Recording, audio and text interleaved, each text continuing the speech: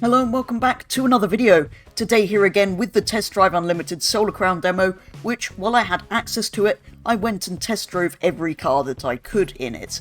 There were supposed to be 27 cars in this demo, including 16 that we could purchase as well as just test drive. However, only 24 ended up actually being in there. The Ferrari 812, Porsche 918 and Koenigsegg Agera that should have been in there unfortunately were not. The prices of the cars seem very high in here. I think that they're supposed to be similar in value to Hong Kong dollars, the currency in here, but don't quote me on that. The categories that the cars are in aren't just performance based. For example, D is daily drivers, G is grand tourers, C is cross country, S is supercars, and H is hypercars. Let's begin right up in the northwest of the map with the classic car dealership. What other way can we start than with the Jaguar E-Type? There are 14 manufacturer colours, 8 interior options and 2 wheel types. It produces 309 horsepower and 412 torques, weighs 1,143 kilos, is G434, available for purchase from level 20 and costs 770,000 credits. Sadly though, just like in TDU2, although it's the Series 1 E-Type which I like, it's the coupe and not the convertible, which kind of ruins it for me. I then headed back to the dealership to take a look at a second car familiar from TDU2, the Volkswagen Beetle, which was a wreck in that game. There are 6 manufacturer colours, 5 interior options and 1 wheel design. It produces 51 horsepower and 108 torques, weighs 930 kilos, is D123 and costs just 45,000 credits. Rather unsurprisingly, the Beetle is incredibly slow. Although not compared to the next vehicle, the Citroën 2CV, another car that was a wreck in TDU2. There are 8 colour combinations, 8 interior options, and 2 wheel types. It produces just 17 horsepower and 27 torques, weighs 510 kilos, is D158, somehow that is more than the Beetle, and somehow costs 70,500 credits. And yes, as those stats would suggest, this was even slower than the Beetle, despite it being higher rated overall. It actually struggled to climb a hill at all. And the final car in the first dealership is that all-time classic that is the Nissan 370Z, of course. There are 5 manufacturer colours, 5 interior options and 1 wheel design. It produces 328 horsepower and 363 torques, weighs 1,466 kilos, is D443 and costs 110,500 credits. I feel like maybe because we can't access the whole map, or all of the dealerships in this demo, that some cars have been moved or squeezed into the bits that we can access, therefore putting some cars in dealerships that they don't really belong in. I expect it to all make more sense what is where in the final release. So we head eastwards, past the British dealership and the Lamborghini dealerships, which we sadly can't visit in this demo, and over to the next one that we can access, the Italian dealership, beginning with none other than the Alfa Romeo 4C Spider. There are 6 manufacturer colours, 6 interior options and 6 wheel options.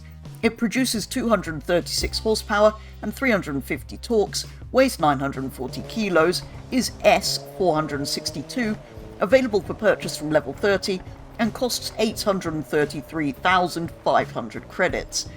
Being the Spider, this was the first car I could put the roof down on. Sadly though, because it's a Targa panel, there's no actual animation for it, it just disappears. From one Alfa to another, we moved next onto the Mito.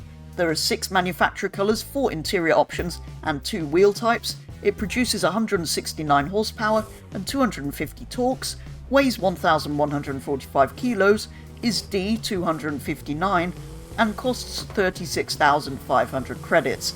This tiny little car was actually a lot of fun to drive, and again very familiar if you played TDU2. Speaking of tiny cars that are fun to drive, the Abarth 500. There are 9 colour combinations, 3 interior options and 4 wheel options. It produces 131 horsepower and 206 torques, weighs 1,120 kilos, is D289 and costs 31,000 credits, making it the cheapest car available in this demo. They absolutely nailed the audio, I think, on this one, making it one of the most entertaining cars to drive in the demo. And finally, the Lancia Delta, the first four-wheel drive car I tested, and another returning from the previous title. There are 6 manufacturer colours, 6 interior options and 1 wheel design. It produces 197 horsepower and 304 torques, weighs 1,250 kilos, is D380 and costs 88,100 credits.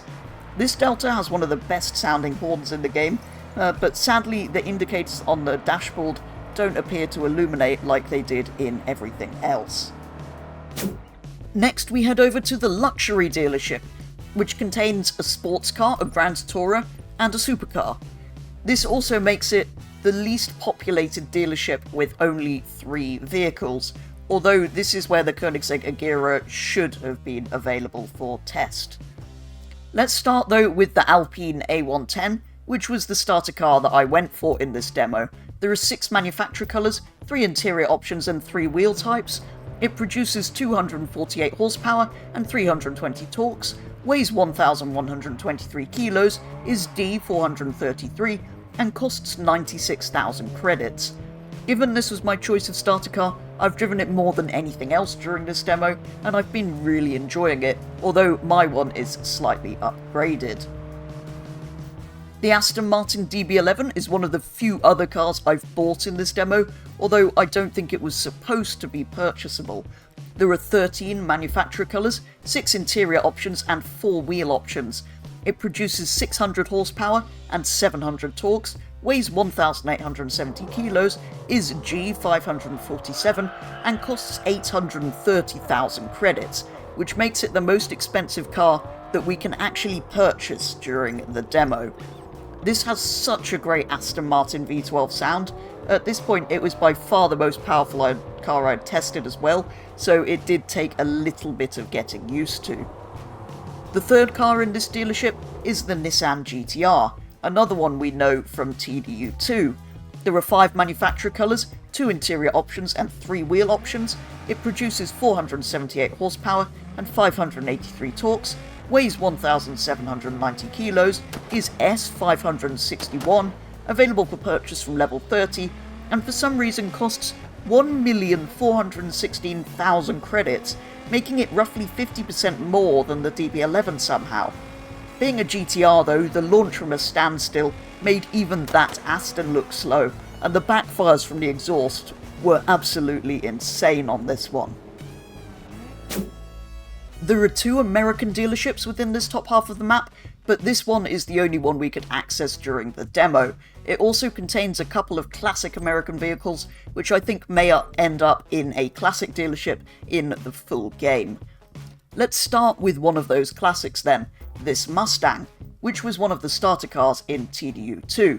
There are 6 manufacturer colours, 4 interior options and 1 wheel design. It produces 319 horsepower and 579 torques, is D330 and costs 156,000 credits. This was super fun to drive, not much grip and enough power to slide, without it being so much that you would lose control. From old Mustang we move to new Mustang. This one has 8 manufacturer colours, 5 interior options and 4 wheel options.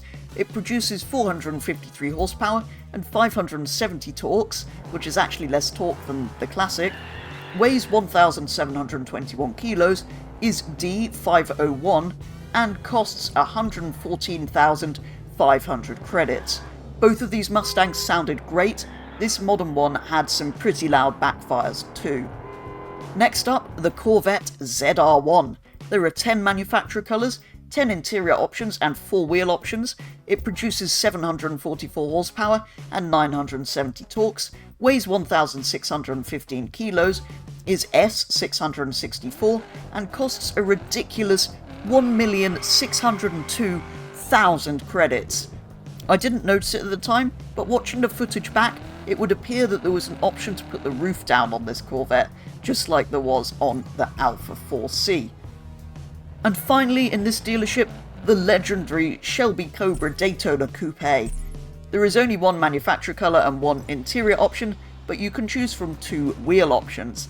It produces 380 horsepower and 462 torques, weighs 1043 kilos, is S452, available from level 30, and costs 2,025,000 credits, which makes it the most expensive car that we can't buy in the demo. All the way over to the east of the map then for the German dealership next. Of course they put it over on the far right.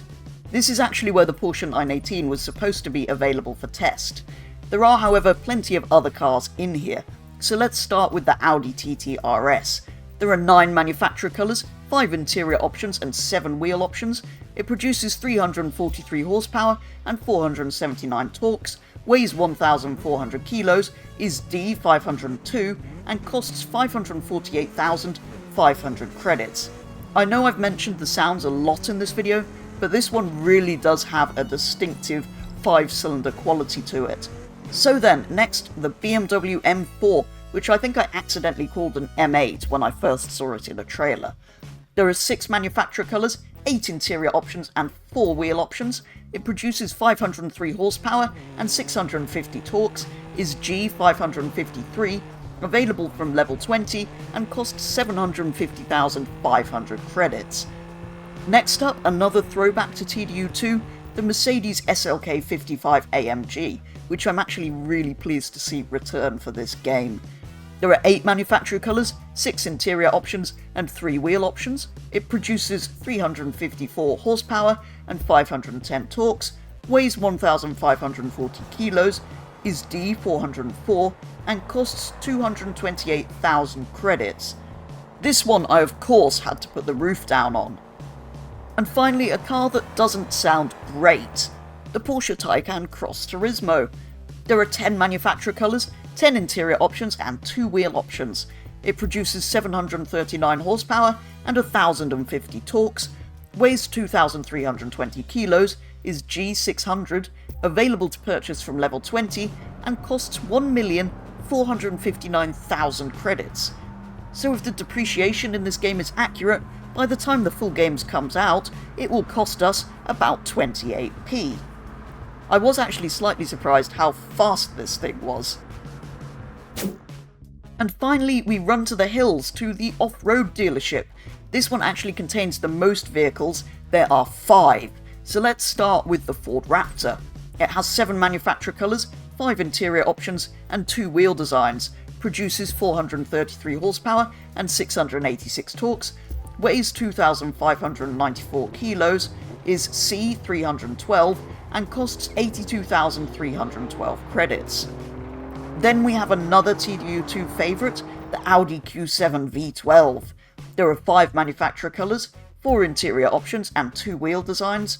It produces 493 horsepower and 999 torques, weighs 2,605 kilos, is C389 and costs 253,640 credits. Over to the Porsche Cayenne next. There are 7 manufacturer colours, 5 interior options and 3 wheel designs. It produces 542 horsepower and 770 torques, weighs 2,175 kilos, is C471 and costs 313,436 credits. Of course, there is also a Mercedes G-Wagon. Interestingly though, it's the much rarer V12 engined G65 rather than the G63. Unfortunately though, this one is the final edition, so there's only 1 manufacturer colour, only 1 interior option, and only the option to equip some ghastly bronze wheels. It produces 622 horsepower and 1,000 torques, weighs 2,580 kilos, is C376, and costs 464,500 credits. And we finish today's video with the Cientaro Reinita, which is essentially the buggy from TDU2. There are 8 manufacturer colours, 8 interior options, and 6 wheel options. It produces 418 horsepower and 540 torques, weighs 934 kilos, is C466, and costs 454,789 credits. And that is going to be all for today's video, test driving every car that we can in the Solar Crown demo. As ever, let me know which has been your favourite in today's video, and your thoughts on this upcoming game as a whole. But for now, thank you very much for watching, and I will be back with the next one very soon.